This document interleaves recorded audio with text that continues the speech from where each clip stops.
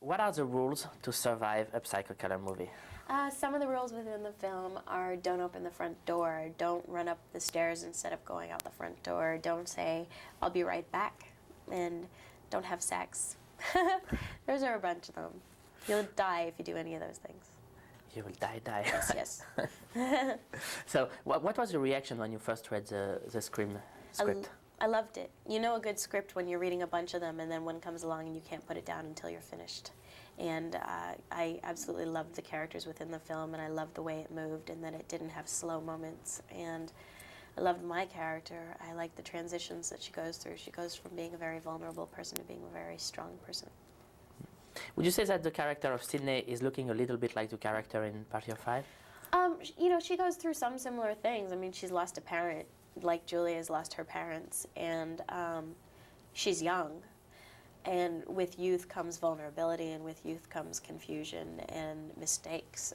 So there are those similarities. But on the other hand, Sydney's more traumatized. She's going through a lot more. You know, she lost her mother to rape and murder, and is going through the fact that she can't trust anyone, and she can't trust the people who surround her because she doesn't know whether they're the people stalking her and whether she's going to die. So she's really living in fear, whereas Julia doesn't live in fear. She lives in learning and trust that the universe will teach, and she does trust her family. Your movies are The Craft and Scream. Yeah. Are you taking this scary movie to go something like against your image, the image you have in Party of Five?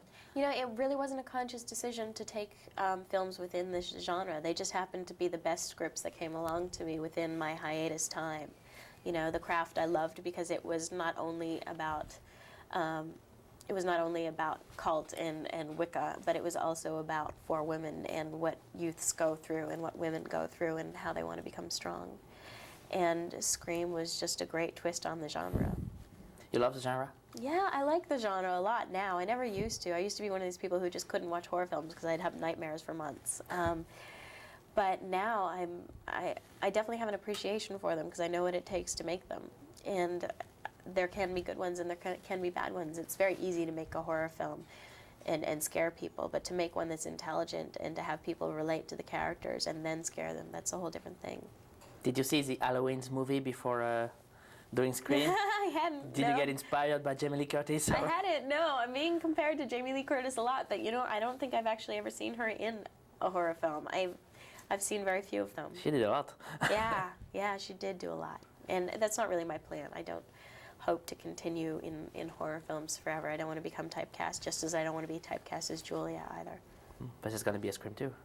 There will be a Scream 2, yes, but you know, that's a different story. It's a continuation of one. I'm not going to start taking other things. Have you ever thought that this movie could have this huge success? You hope. You always hope. But when it happens, it's overwhelming and it's wonderful.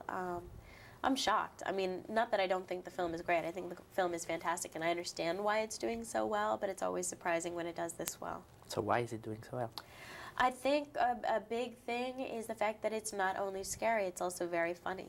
And you go through a roller coaster of emotions. You can be screaming within 1 second and laughing within the next. And to be taken on that kind of trip, that's true entertainment. Did you know the other Wes Craven's movie? Nope, I didn't. You do now? Right, yeah, I do now.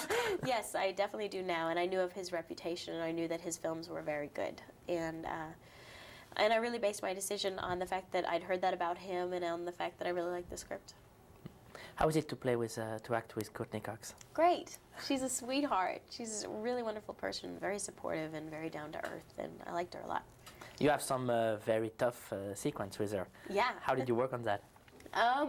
We had a stunt person come in and teach me how to throw a punch without actually breaking her face, and that was a good thing. It was actually the first day I met her was the day that I had to punch her, and I went up to her, and I was so excited about getting to, you know, do like a movie punch that I went up and I go, I'm so excited I get to punch you, and I walked away and I realized, oh God, it sounded really bad. It's not that I wanted to punch her, I just wanted to punch someone. So I hope she didn't take it too badly.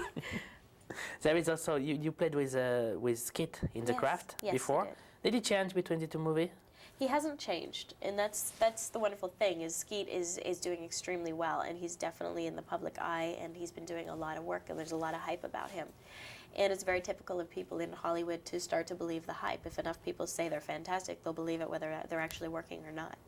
And Skeet hasn't done that. Skeet is very down to earth. He's very real about where he is, and he knows that he's being granted great opportunities, but that he still has to work to prove himself. There is some kind of an ensemble cast spirit on the movie. Yeah. Did you feel that on the set?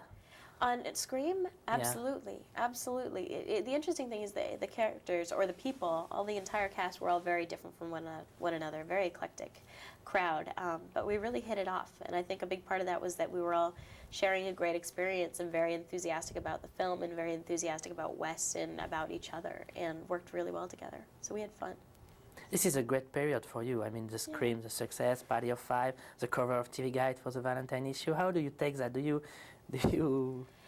put that in perspective, or? It's overwhelming and it's wonderful, and like I said, you know, a lot of people will say you're incredible, but until you actually believe you're incredible, you shouldn't believe that.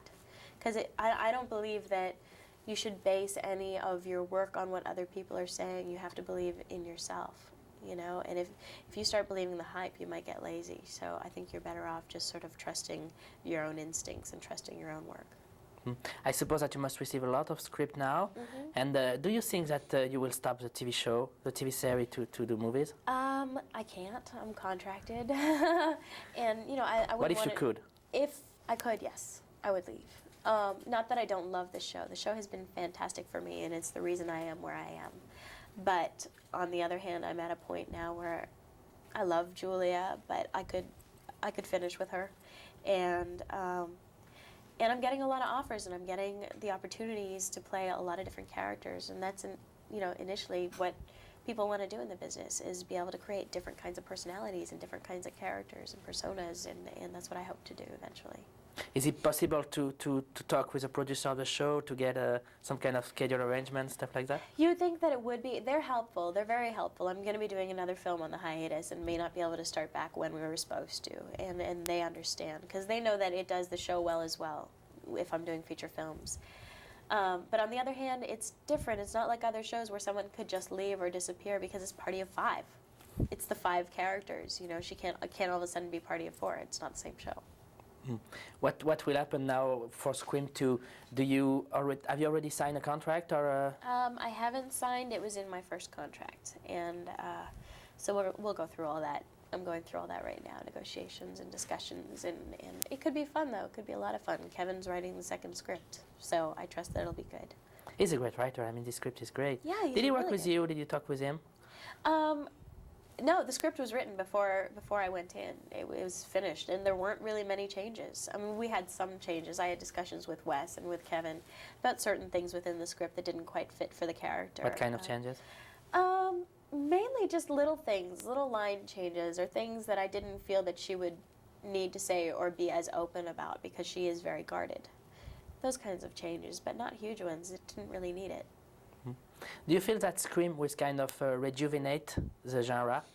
I think it has already. I think everyone is surprised that it's done so well, and I think everyone's realizing that audiences and the public want to see something like this again. So it's funny, now all the studios have like horror films, and I'm trying to decide to get out of it, you know, and that's what everyone's making now. But